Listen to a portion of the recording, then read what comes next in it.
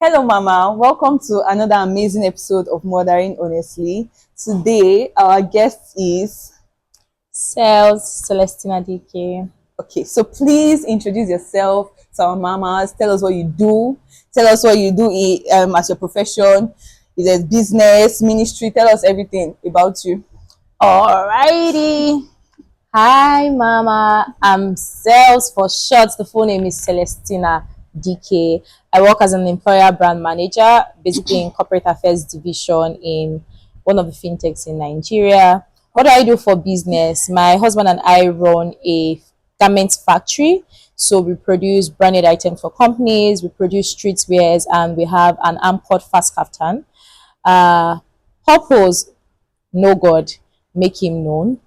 I think, I believe, I strongly believe, actually, I am sent to teenagers. Yeah. What does this say I should do? I'm a mom of a cute little girl that started calling the name of everyone in my life, actually. Actually, Yes. you meaning me? I'll send you an audio. So I didn't send it to you because I didn't call your name. Yeah. Well, Fine. No beef there. No beef there. Okay, so before we start, let's say a quick word of prayer. Heavenly Father, we thank you for the interview we're about to have. We thank you for the conversations that we're about to have. We ask, Lord, that you will bless your daughters and you would reach out to them through the conversations we have, Lord. And we ask that through this, Lord, they will get a word of encouragement and they will know and understand that you love them and that you see them. Thank you, Father, for we know you are in control. For in Jesus' name we've prayed. amen. Amen. All It's right. powerful. So, let's start with this. Just give us like a walkthrough of your pregnancy journey. Because one personal thing that I beef you for is that you worked throughout your pregnancy. I'm beefing you. I'm beefing you. Let's be known. So, tell us what it was like working while being pregnant. A walkthrough of my pregnancy journey, especially in terms of work. I think I'm one of the most blessed people when it comes to where I work. So first of all, I work fully remotely. So I like days that I felt ill or I felt a bit sick or days that I had to go to the hospital because I had days that I actually had to I was rushed to the hospital for different reasons were easy. So I just had to text my boss. I didn't have a case where everybody in the office knows that I'm not around because I didn't show up. So I just had to text my boss and say, okay, this is what is happening. And my teammates were actually very amazing. So first of all, shout outs to my boss. She knows herself. Shout out to my boss. My boss made my pregnancy journey very easy for me. It wasn't shameful. Like I didn't have to feel like, oh my god, now I'm pregnant. And it's very interesting because I was the only pregnant person. Okay, I actually wasn't the only pregnant person in the team at the time, but it wasn't one of the most common things. So it's not like we're 10 pregnant women and everybody just had to understand. But my teammates were amazing. I had a direct line manager, then I had a boss. So my direct line manager was also amazing because every time that I had to maybe not work because I'm on bed rest or I have an emergency, she was always one that filled in, and obviously she did a great job. That's why the CEO did not realize that there's a problem. So I I'm thankful for my office. I don't think it was about my journey. I think it was about the space, the support I got in my workspace that just made it easy. Because after the first, second, third time that I had emergencies, I never had to feel like I have to hide it. Like I feel like there's a way my boss would have responded. Maybe at the point she's like, this is your pregnancy, and then it would have just made me more secretive and like just pretend. But because of the level of comfort and understanding that she showed me, they were actually two female bosses. Thank you so much. I root for female bosses any day, anytime. Right. So because of the kind of support they showed me, it just made it easier for me to be open about my journey, my struggle. My boss and my line manager actually knew. So it's not that I was just telling them I'm in the hospital. They knew every single thing that happened through my journey, even when I had to have like sort of emergency CS. They knew. I remember one time I had organized a book hangout for Book Corner, and we were there, and I still having I don't remember what they called this today, but I think fibroid degeneration or so. I could not describe the pain. One of the people present was one of our human resource management. That's HR. That's what we call HR, people operations. Immediately, she searched for the nearest hospital. She took me to the hospital. She was there with me throughout. She called my husband. I think my then line manager, Gbemi, yes, and my boss got wind of it. She was checking in. You know, they didn't have to. I mean, they could have just taken me to the hospital, call my husband. I'm like, you all will be fine. After all, we didn't ask you guys to go and start making babies, but they were there with me. When I had to see the doctor, that's the name of the HR is Constance. Thank you, Constance. When I had to see the doctor, she followed me to see the doctor. I could barely hear what the doctor was saying. Thank God she was there. It was just something that happens. And she understood everything he was saying. I think when my husband came, she was explaining to my husband what the doctor had said. Really paying attention. Yeah, so that felt really special for me. She followed me to, I think, the labs that I had to do tests. So yeah, my workplace. Hold on. I think we just give a special shout out to managers and team members that make this journey easier for us, because sometimes we don't realize how much they have to carry when you're working with. Yes, it's if you are the manager or the other teammates that has to take on extra responsibility, it's actually not easy. But thank you all the same. Thank you, and it's so nice working in a place where you know that you are supported. And it's not really easy to find, especially in the fintech industry. Let's be honest, it's not easy to find, but I'm happy you were blessed in that way. Thank you. So what you mentioned some things about some emergencies and some complications you had during your journey. Is that something you'd like to share with us? Do I remember? See, let me be very honest with you. Like, when you were praying, one of the things I prayed about was, Lord, help me remember. Because after my pregnancy, I think it was you I was speaking with one day, and I realized that my husband remembers a lot more than I do. Yes. I think the way I went through my pregnancy was, I have the room. The baby is in me. You're going to keep all the information. Like, we have times I will go for antenatal checkup, and the doctors will be asking me, so how was this week? I'm like, I'm like, no. There was one night that she was complaining of pain. There was one other night that she had to raise her leg. I'm like, that happened. So, but to be honest, yes, I think the first time I found out I had fibroids was very emotional for me, because how we found out we were pregnant, for starters, I can share, right? Yeah, sure. We had decided that we're going to wait 1 year. After we're done waiting 1 year, we're like, okay, it's time. And we met. Communed. We had a fellowship, a meeting, a koinonia meeting, and my husband was like, the baby is in you. I'm like, what's doing this for? So after a while, I think waiting is so interesting, because we had to wait just 1 month or 2 months, and I was so anxious. And when I think of it, I sometimes wonder how it is for people that have waited for longer periods. Like, it wasn't even time for my period, but I already bought pregnancy strip. I was already checking. I'll be googling every time. Is there a way your urine will look if you are pregnant? If I just wake up with slight headache, I'm feeling headache on the left side of my head, is it a symptom of pregnancy? And when I eventually checked, the second line was faint. So I was like, oh, I'm not pregnant. But I snapped it and sent to a friend of mine that just found out she was pregnant a month before. She was like, that's exactly how hers was, that I should go to the hospital immediately. And they started shouting. I was bending. She was like, stop bending down, you might be pregnant. I was like, okay. My God, on my way to the hospital, because my husband was coming from the office, I called him. I was like, I'm going to the hospital, meet me at the hospital. And this is why on my way to the hospital, everybody was a suspect.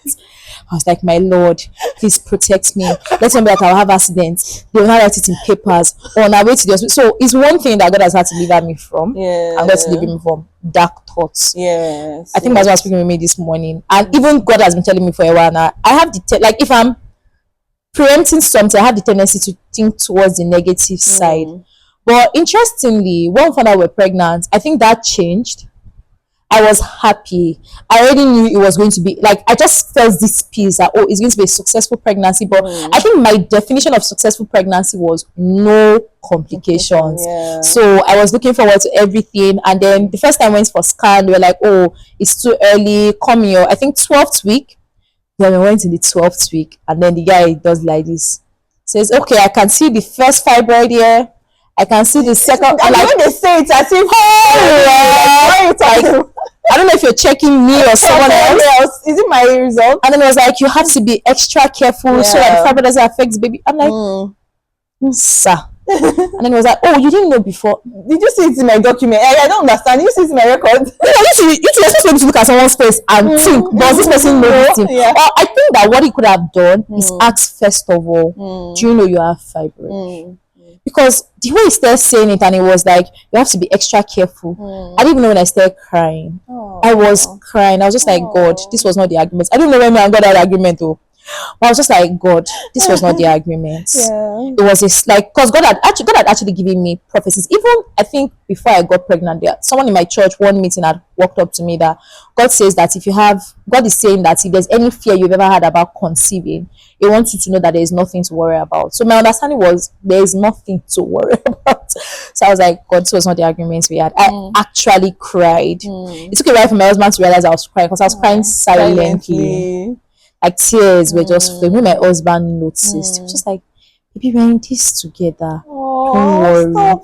So when we went downstairs, when Waylon was like, why are you crying? I was like, this was not the agreement. I have fibroid. I don't know what you mean about fibroid. And I'm very sure that it was probably as scared as I was, but it gotta be the man. Yes. So it just acted like fibroid is headache. So it was like, let's pray. And then he prayed. He was like, don't worry, baby. Nothing is going to happen to our baby.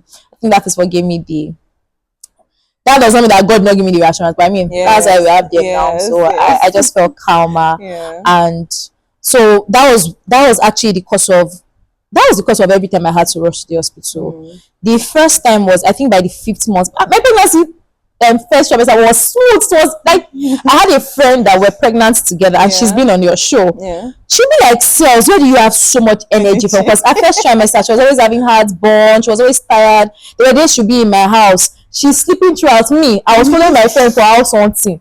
I was just walking everywhere. My first trimester was easy. I was just walking everywhere. I was like, what's in this pregnancy? What's in this? What is morning sickness? But I didn't think that actually. But I was just like, thank you, Lord. I'm a strong pregnant woman. Towards the end, I remember the 5th month, there was a day we had gone to the market, my husband and I, and then we came back, and then I think he saw his friend of to go and house hunt or something. I'd been feeling pains the Friday before, but the way I was feeling the pain wasn't like pain, it was like a bloated stomach. So I was just like, throughout the day, I was like, my stomach is bloated, you know. I didn't know many things, and somewhere in my head I just believed that whatever I see in pregnancy, I should not talk. I should just manage it, because if I told my husband, he would have flagged something, but I didn't tell him. In fact, in the middle of the night, I was stretching on the bed, like bloating exercise, very silly. Like, I just felt like I was bloated. But by the Saturday, the pain was terrible. I think it was terrible. I just called my husband, babe, I'm in a ride to the hospital. My husband rushed, because he was like, he knows me. I can go through pain. And he really was telling me, babe, go to any spot in hospital. I'm sorry, I asked you hospital, but you judged me when I said I did not go to the hospital. You judged me. Whatever. If I don't judge you, who will? So it was like, what made him know that it is serious is any pain that made me go to the hospital and not wait for him. Because me, my own pregnancy was, I'm not doing this without my husband. But like, I'm feeling pain from morning till night. When he comes back from his office, we'll go together. Like, we are in this together. But it was like, anything that made you enter, because kept telling me, I'm coming. I was like, hello babe, I've ordered a ride. I'm on my way to the hospital. They now check me, say fibroid degeneration. So tomorrow, I don't know the meaning. The only thing I understood is the fibroid and my baby, they were competing for space. So they're like, they had to manage me in a way that they are sort of trying to contract the fibroid but feed the baby.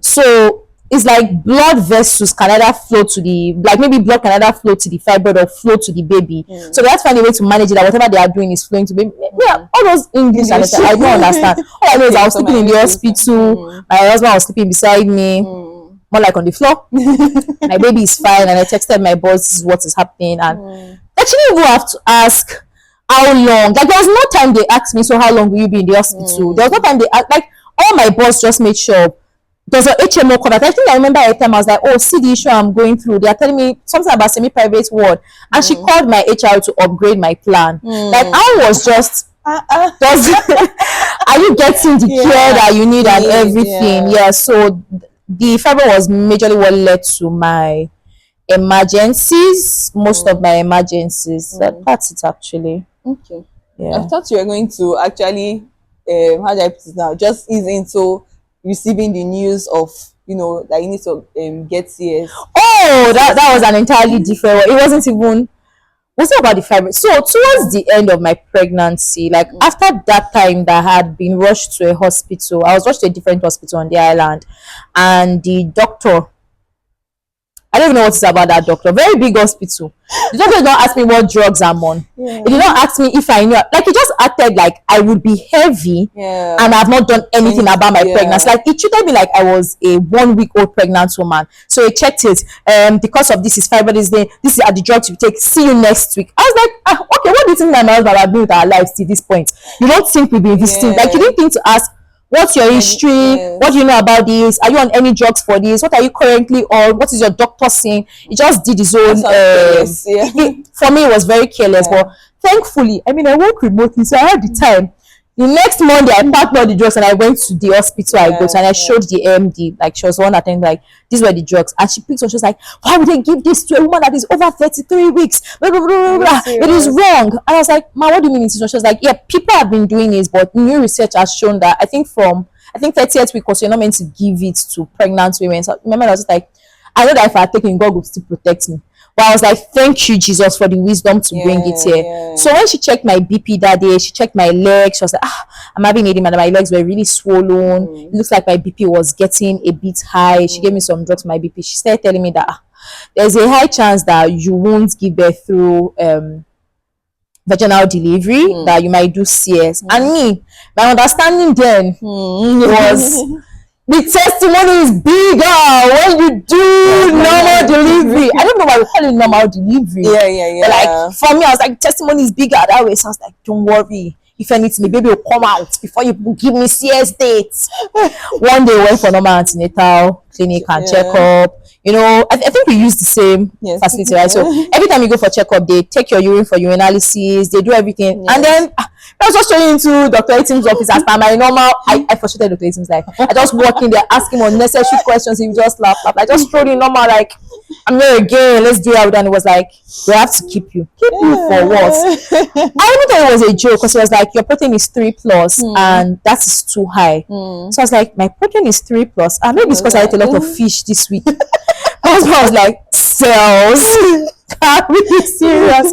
And then he said, explain that if your protein is this high, you have high BP, it means that you're close to, I think, preeclampsia. That was the first time I heard about it. I started reading it, and I realized that there are people that had gone through what I went through, because the hospital did not pick it on time to do CS. They had, in fact, I know someone personally that had a terrible delivery process because of that. And every time we talk, she's like, when she looks at her pictures from how swollen she was, she wishes that she actually used my facility. She's like, thank God my own doctors picked it on time, right? So they admitted me that Saturday. By Sunday, the people that they were still managing, they didn't need drugs to keep the BP. It will increase. Maybe when they give me the drugs, it will drop. Next minute, I didn't even know how anxious I was until they told me that they would need to bring out the baby on Tuesday.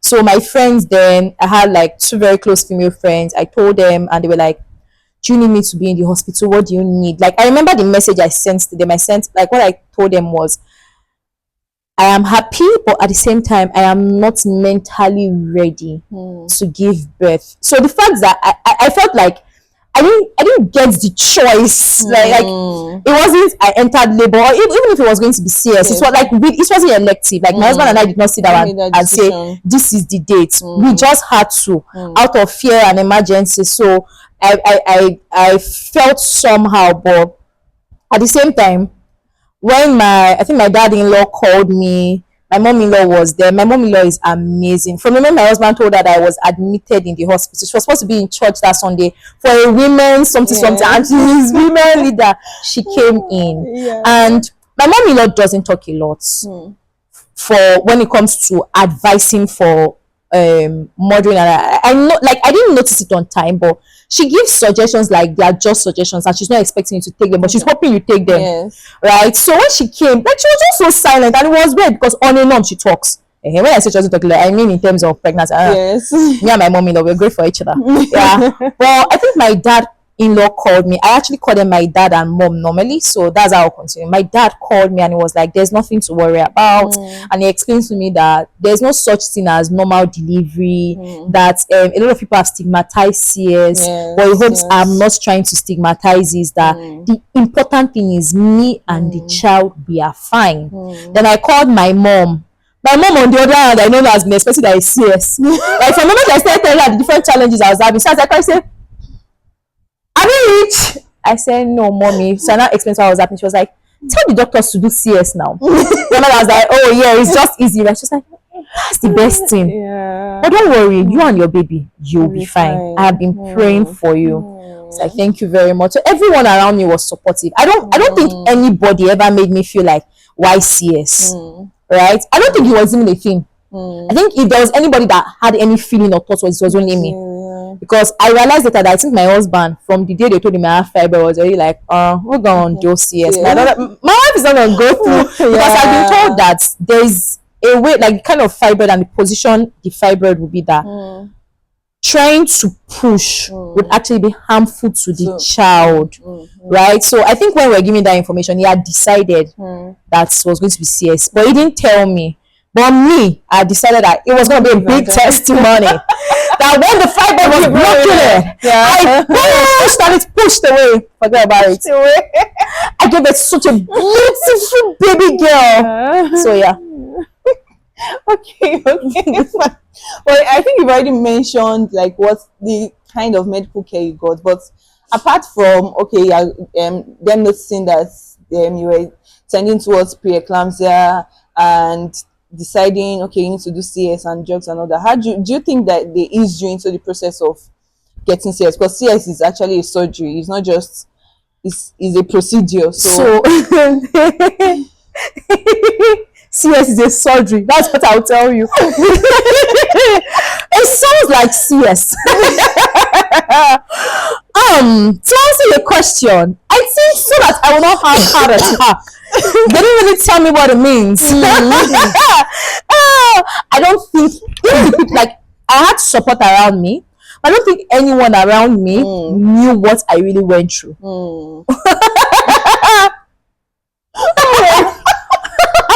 CS is a surgery.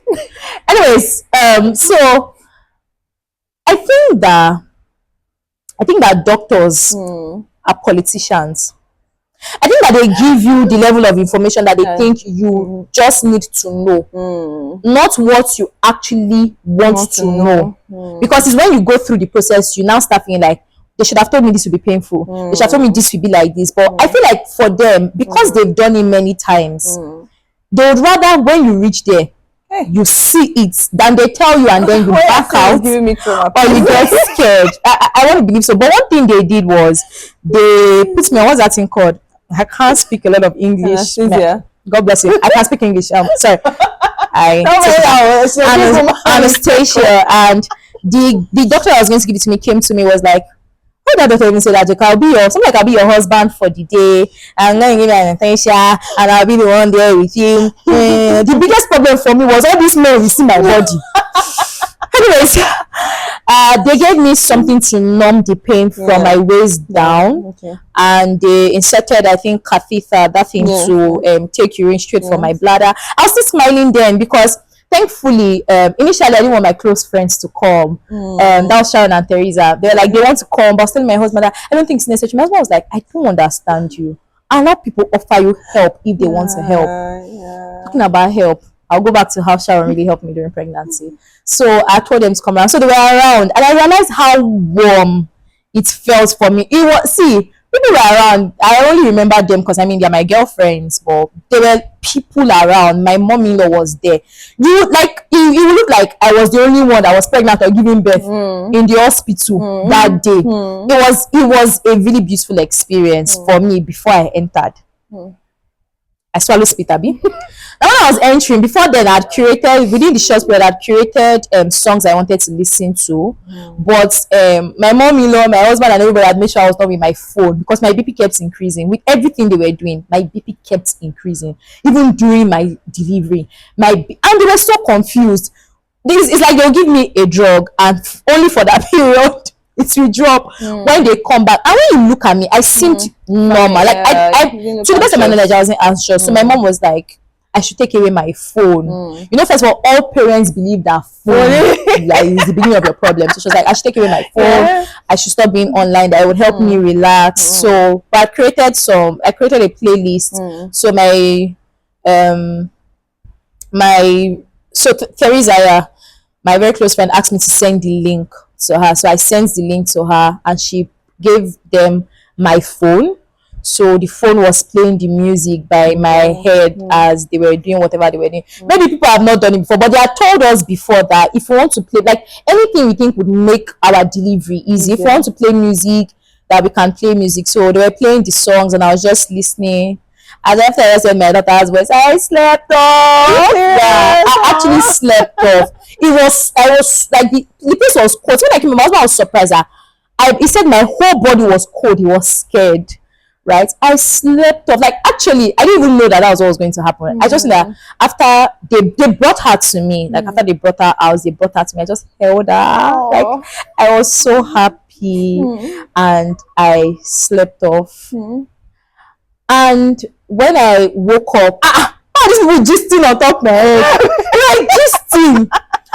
The only thing I told myself is if things were going bad, it's not this type of gist that they hear. Give me the scissors, nurse. And after that, they moved me to because I was in theater. They moved me. They brought me out. My husband. My husband. I later heard that after they showed my husband his baby, he didn't care. He was like, okay, that's great. Where's my wife? He kept shouting, what's going on? For him, he felt like I stayed there for too long. He was like, you were there for about 45 minutes. What were they doing? Where's my wife? What is going on? Why is nobody telling me anything? But I came out, and my friends were crying. Like, it's not easy to have a friend as a mommy. Like, I just gave them a new baby. Oh God. My friends were crying. Then I was just laughing, like, so my friends were there. My mom-in-law, you could see how happy she was. She was like, give me my baby. Then after that, you have to sanitize. She was like, buy me sanitizer. So the nurses, everybody was just so sweet. And that time now, I was still numb. So I didn't know what was coming for me. It's a laugh for me. When I think of it, I can only laugh. The journey I oh my days. I'm sorry. Yeah. When the anesthesia started wearing off, I saw I was like, in that moment, I was like, if I open my leg for man again, no, let me know why. Don't call me my name. I actually cannot describe the pain. And it was a crazy pain because I could not find the perfect position. To stand up from the bed was a problem. To sit was a problem. To lie was a problem. To use the restroom was a problem. I would just look at my daughter and say, it was worth it for you. It was. I think nothing prepared me for it. Like they didn't even tell me it would be painful. I remember I was asking the nurses then, like, so how is it? They were like, there are people after 4 days they go home. There are some people it's after 1 week they go. That's what they were telling me. They don't know about the pain though. They don't know about when they will discharge me. Yes. And then I had this issue of not being able to fart or poo after, so I couldn't eat. Now, when I was pregnant, my mom and mommy-in-law said that pepper soup is not good for pregnant women because there are some ingredients that is actually used to wash. So my husband has promised me one pepper soup. What's the name of that place the guys go to? It's down the hospital there. Is it 1916? He had promised me this pepper soup that baby, when you give birth, the night that you give birth, I will order pepper soup. And I'll give it, and I say no, unless you drink pepper soup like that, you have to fart first before you can eat. And you start with, they start with water. It's like putting water in my mouth with syringe, then only Lipton. Then like, so when you do CS, there's actually a process because they went to that area, so there's a process before you can start eating actual food. So after water, it was this, I think day 2 morning was Lipton, day 2 afternoon was pap. What kinds of head be this? I've been waiting for this pepper soup. We're now like, oh, I need to fart and poop before I can start eating actual food. Mm. I'm like, I don't understand. Give me the person, give me the fried rice, give me the things people promise me when I give birth. So I had that problem. It took time. I had to reach out to my sister that I knew also went through CS and ask her, what did you use? So she told me there was this liquid, is it Consti-Stop that she used, and this other not liquid paraffin, there's other paraffin inside through the anus. She just told me the different things she used, and she just told me that, see, don't worry, it's going to be a painful healing process, but you'll be fine. I was like, thank you very much. And the person told me the truth. Yeah. So I was like, thank you very much. So I told the hospital had the Consti-Stop, so they gave me, I drank it, I farted. If you see the joy, I walked out of my hospital room. I said, no, stop it. It's when you first things I just It was so funny. Like, it was a moment of joy. Yeah. I can't remember if my husband was around. Yeah. If like we're just sending messages around, all my friends. Imagine all my friends were praying for Lord, please help us fast. So sending messages to different groups. I have farted. Let me say, thank you, Jesus. Now it's remaining poo. I have farted. Imagine. And that was it. Then when I came home, oh my God, because the hospital bed was a bit hard. You know, the bed is on a flat surface. So at a point I figured out how to lie, still in pain, but I'll just arrange myself. When I came home, nothing prepared me for my succulent bed. First time I laid on it, hey, I could not, because you lie like this, as long as the surface sinks, the pain. So this is just imagine that you are caught. It's a surgery, and where you are caught is folding in. That's how it was when I sit on my bed or I lie on my bed. So I think the first week I was sleeping in the sitting room because I knew that the floor would be good, but the floor was too low to bend to. Like, I literally have a cut in the middle of my body. How else do I want to bend? Unless you carry me, lift me up like and put me on the floor. But when I want to pee, you come and lift me up, right? So I had to use the sitting room chair because it was harder. I would arrange these throw pillows that I really had. I would arrange them and lie on them. And my dad-in-law was so worried.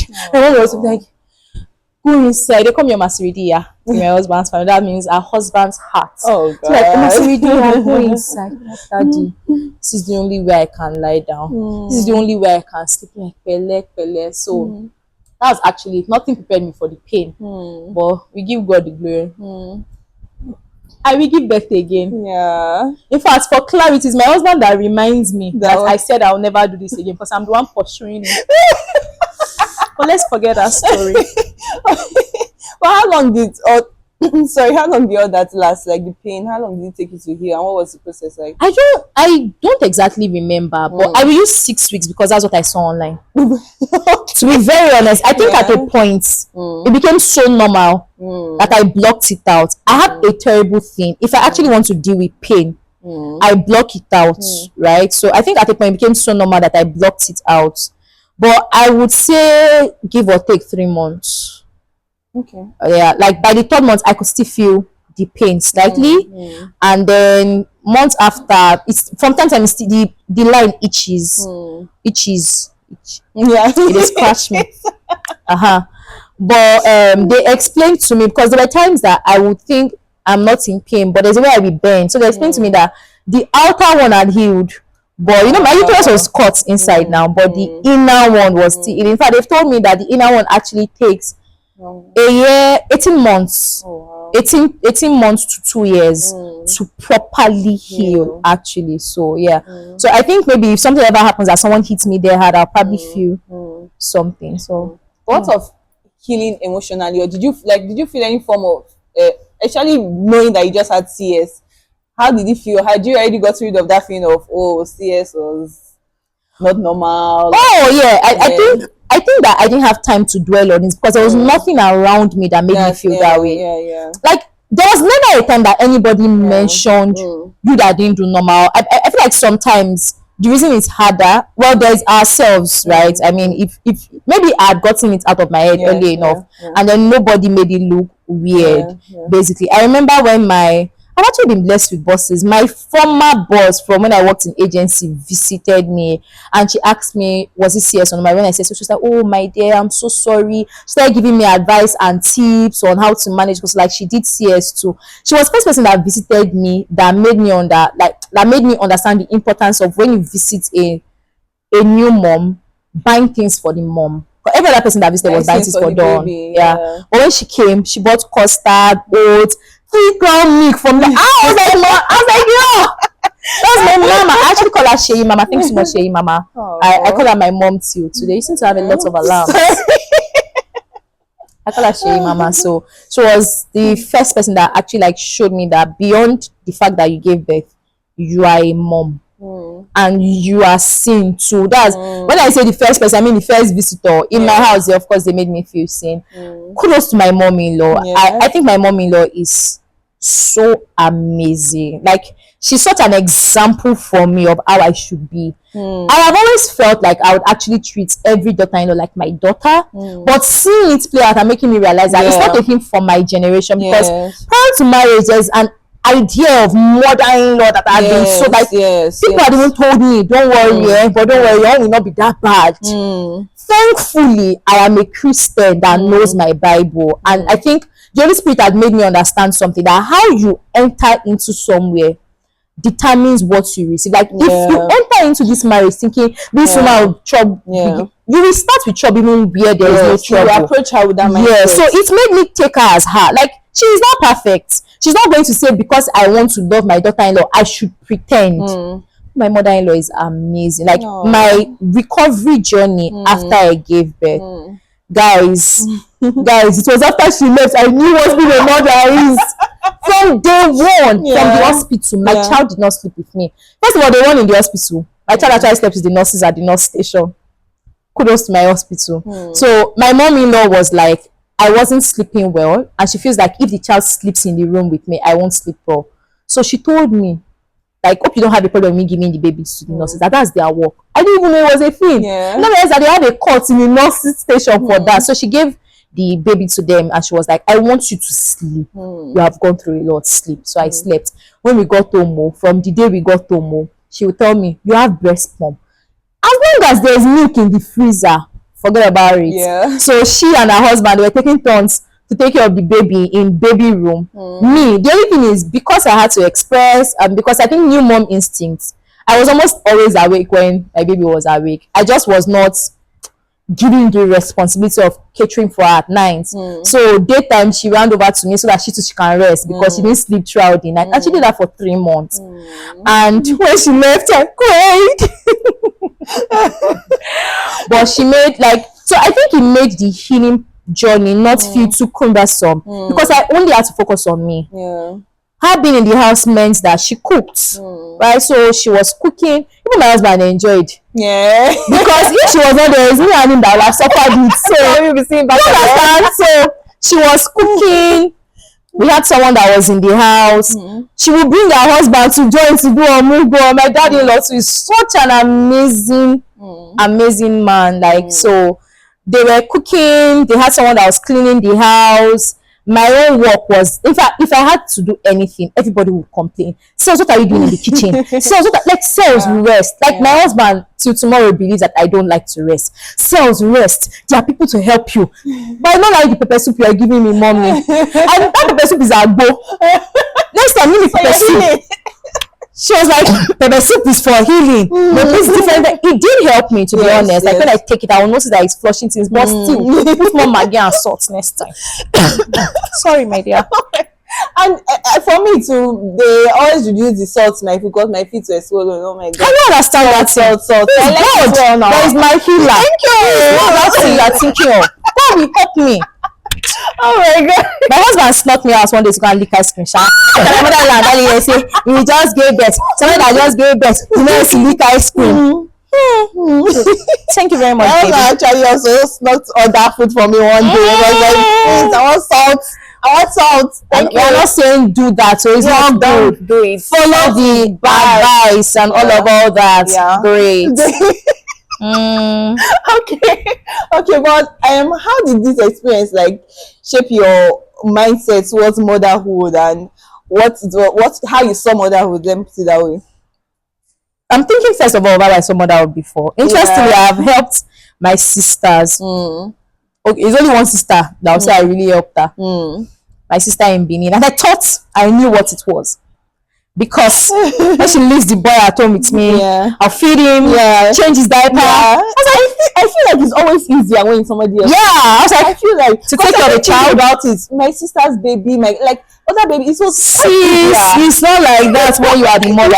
It's now I'm realizing that my sisters went through a lot.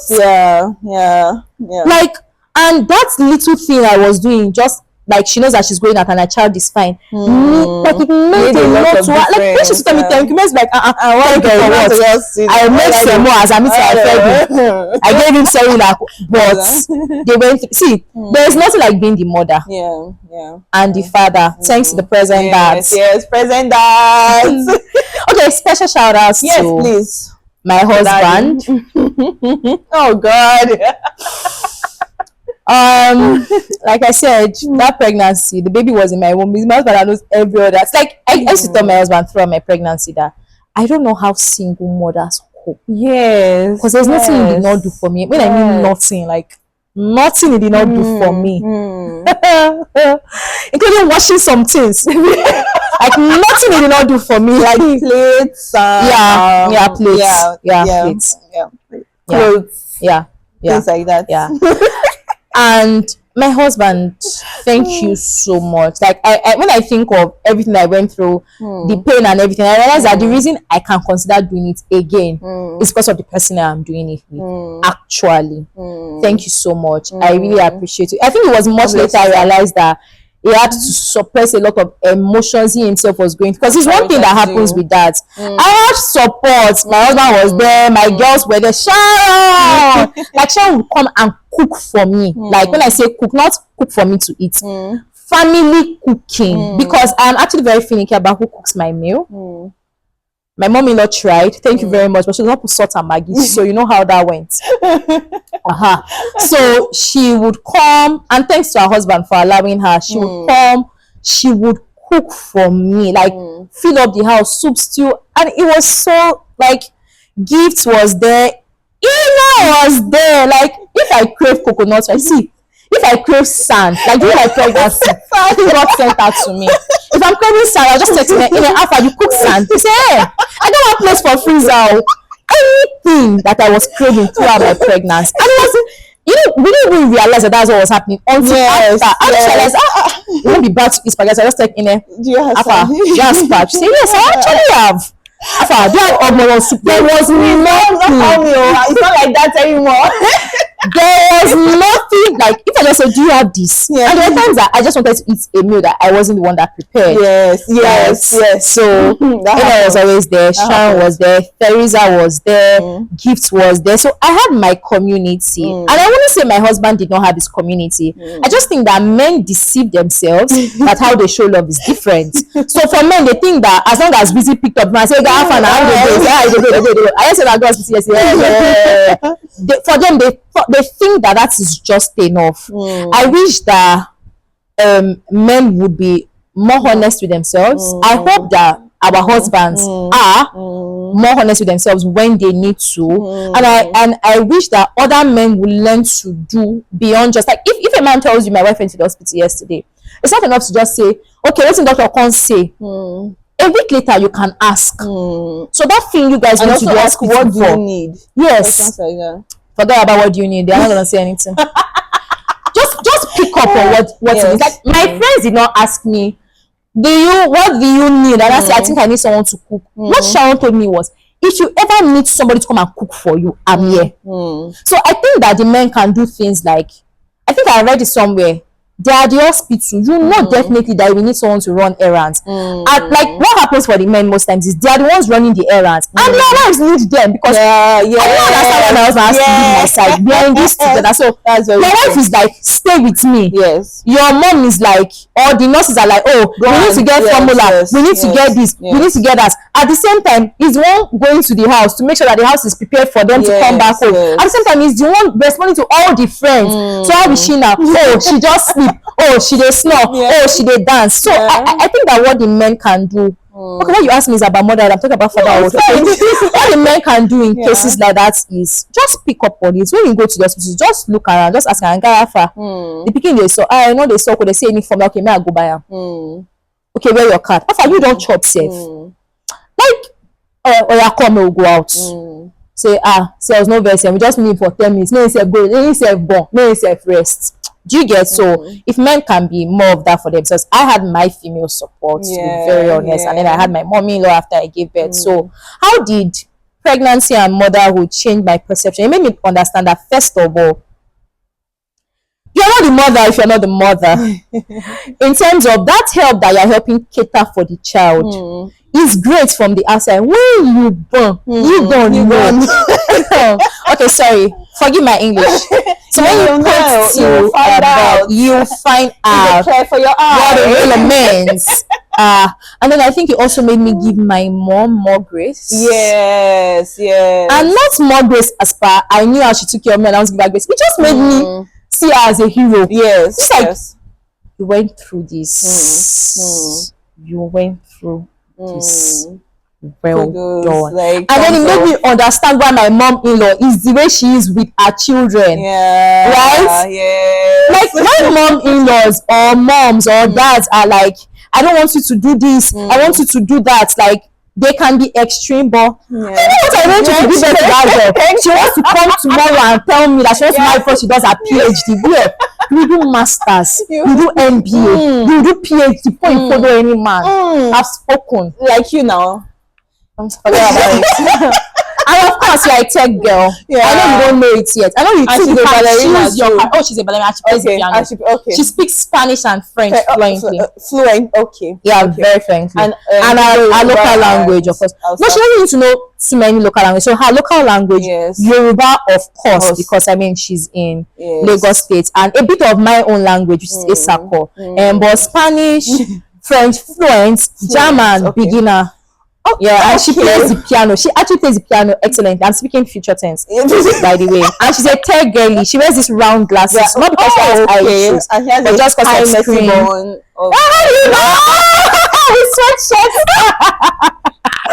Anyways, that's just about it for my daughter. Okay, now you play this video in the future. I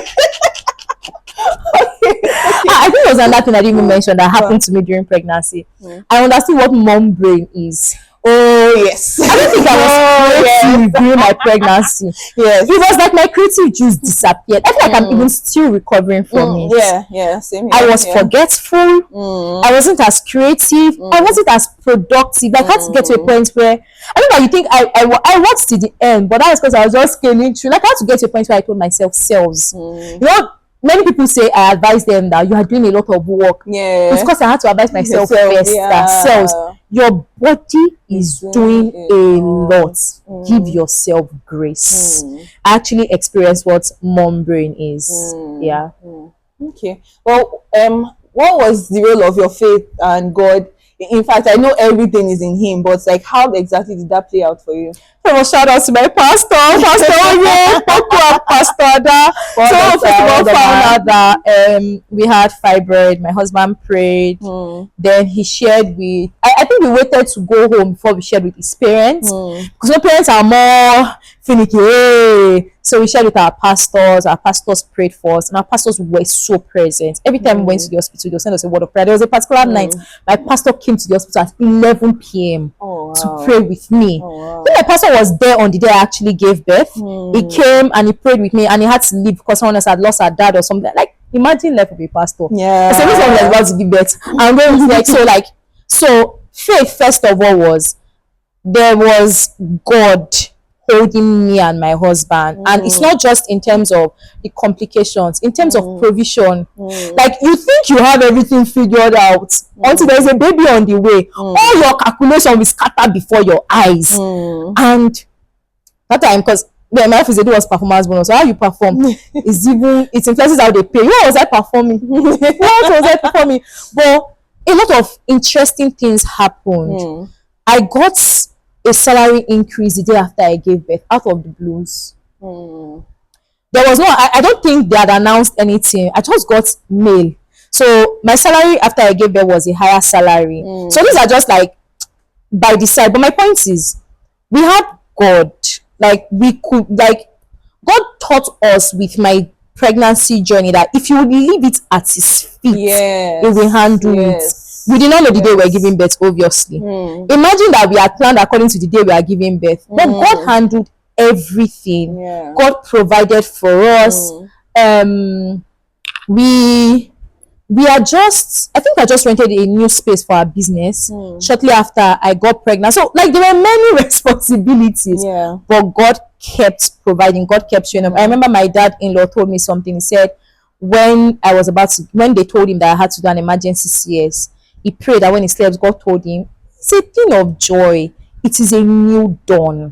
As literally my baby's name, Yeah. Dawn. Like my husband got my baby's name before I got pregnant. Yeah. Feel like a prophet or what? Whatever.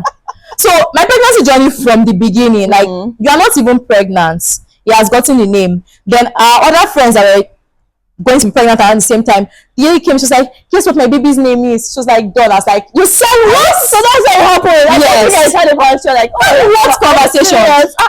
Her husband got the name in a dream. Oh wow. My husband got the name in a dream, and we were feeling special. Like, Dawn is not a common name. Yeah. I'm gonna have a Dawn. She wasn't like she's gonna have a Dawn, but out of excitement, she was just like, guess what my baby's name? I was like, what? She said Dawn. I was like, what? My husband had gotten the name in a dream, and he actually did not just get the name for my first child.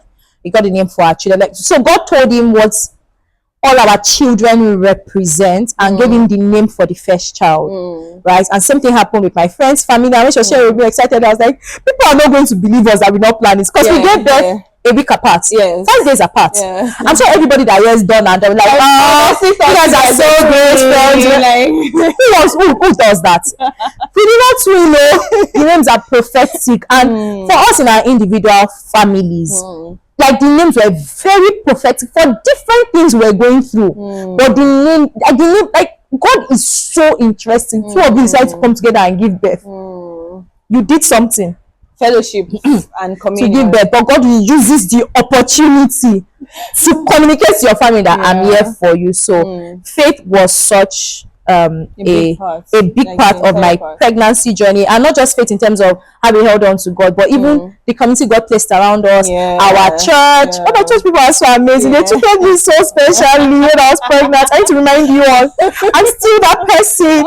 So I remember I'm still line manager, my unit head. Then the moment I told her, she was like, that means you're on leave automatically. I was like, oh, stop it. So my church, my friends, basically, I don't think I have the past pregnancy, delivery. I don't think I can count my last 2, 3, 4, 5 years without faith being in it actually. So yeah. I was also going to ask you the things that you enjoyed about your journey, but it's like you have been saying them already. You have been saying them, and I really, really thank God for how He showed up for you and how He showed you that He loved you. And let's just go straight to is there anything you think you would have done differently? And is there any advice you have for moms out there, especially moms that are going through CS, or moms even going through their own postpartum with their mom-in-law? And what exactly will you say? Okay, so first thing I wish I did differently from pregnancy was rest more. I had everything around me to make me rest. There was a time I had 2 boys living in my house. I wake up at 2 a.m. Why? I don't like the way the fridge is arranged. My husband was always complaining. You will not see his pregnant wife. Why? She's arranging fridge. Who send you? Absolutely nobody. So I did wish. Sorry to interrupt you. Around what week did you notice those things happening?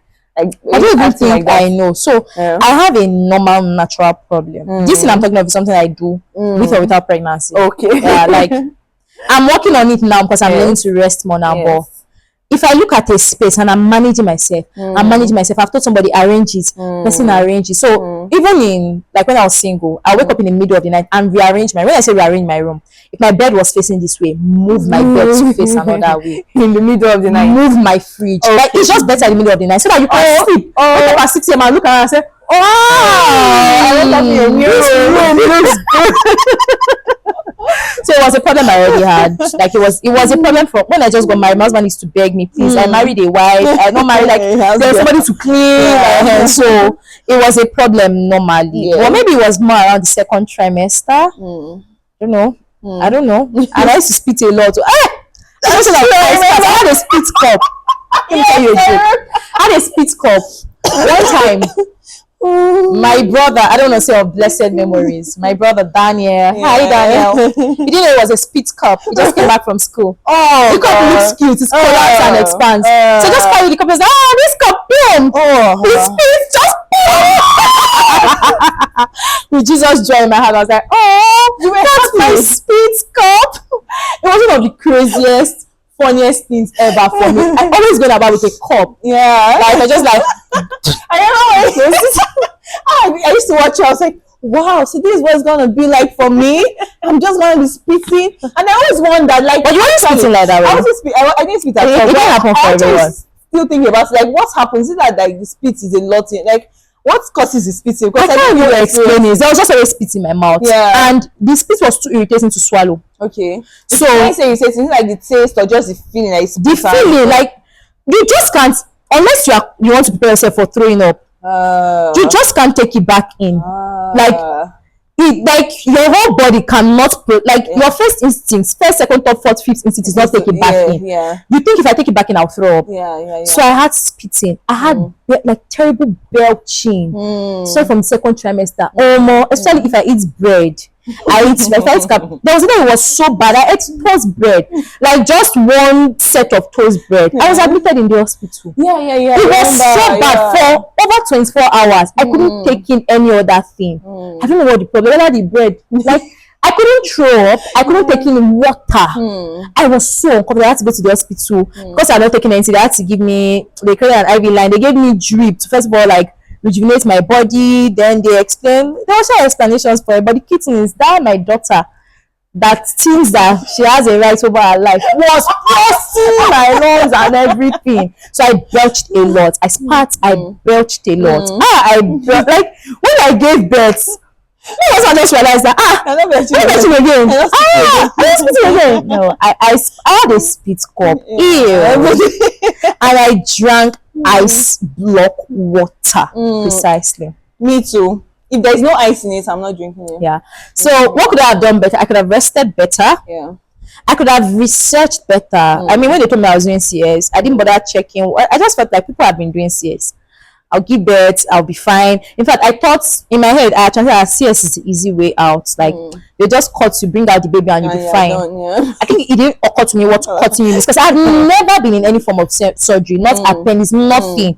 So I had nothing to prepare my mind, right? So I wish I had rested more. And you're talking about my advice for people, especially people that maybe know, like the way I handled Omugo for me was I weighed who would, like the way I weighed it was, if I had decided to do the way I've seen it online, that your mother is better than your mother-in-law, I would have not pushed, like I would have pushed my mother-in-law away. Me, before I gave it, I've already been telling her, you've been 6 months with me. Because I never want to come to your house and you now say you are tired and everything, right? So for me, I would say go to it with an open heart, right? If you think that it's easier if it's your mom, that's fine, it's understandable. But if your mom-in-law is willing to come around, by all means, there will always be something for her to do. If she's not the primary caregiver of the child, there's food to cook. Because is that food she used to raise your husband for years? Yes, his taste bud might have changed, which happens with a lot of them. Not saying anything, but she's your mom-in-law. It's her grandchild. I don't understand the idea of, like, it's her like she's not just going into that she thinks we kill her grandchild. It's her grandchild, right? So come with that open heart. There were some mistakes I made though, and as I'm speaking now, the Holy Spirit reminded me, let's not just be like I'm one perfect person. I had terrible mood swings. So what I would say is be more emotionally intelligent. So I think sometimes women misunderstand what it means to be emotionally intelligent. And what do I mean? you are acting a way, and you think what emotional intelligence means is to pretend you are not acting that way. Like, no, I'm fine. No, you are not fine. Sit down and ask yourself, what is the problem? Yeah. So that you don't end up snapping at someone that did not do anything to you. Yeah. Maybe the problem there was my husband was going to work too much. Maybe I was feeling lonely, because I did feel lonely a lot at home, because me and my mom-in-law, YouTube film, I was out of YouTube film, and I did not necessarily want to make calls, because of course Sharon was always available for phone call. But I didn't want to make calls. I just wanted to be with my husband, but it was working. And now he has a child, he doesn't have a choice. So them, they were keeping me company, but it was not emotionally satisfactory for me. And I didn't sit down to ask myself, Cells, what is wrong with you, to even know that there is a problem. Yeah, so I would say be very conscious of your emotions, because you are not alone. When it's you and your husband, don't do that to your husband, but your husband will understand. He's stuck with you for life. After all, you married him. But don't be like that to your husband. But when there are other people that are, especially that came to offer help, be extra conscious of your emotions and your actions around them. You can communicate the wrong thing. So yeah. Okay, thank you so much for that. You're welcome. It's been an amazing session. Even me, I've learned a lot. I've learned a lot. I'm sure mamas have learned a lot as well. And I think one of the unique things about your story is the support system you had, from your family to your friends to your church members, your pastor, like your colleagues. Like you just had like overwhelming support. And my mom wasn't around, but she would always call. So how is it? How is it going? What are you doing? This is what to do. This is what, like, even when I started having swollen feet, it was my mom that first started telling me, oh, put stool under before they taught us an antenatal class. So she wasn't around, but thank you, mommy. Thank you, mama. Okay, so at the end of the day, please accept all the help that you can and rest a lot. I will always say that rest is very, very needed. Your body is doing so much, so please rest. All right, thank you so much, mamas, for joining us on this episode. I really, really hope you've learned. Don't forget to reach out. Don't forget to reach out for support. If you have questions, if you need clarity on some things, you need someone to pray with you and to hold your hand through the journey you're going through, right? Reach out to us. God bless you and have an amazing day. Bye.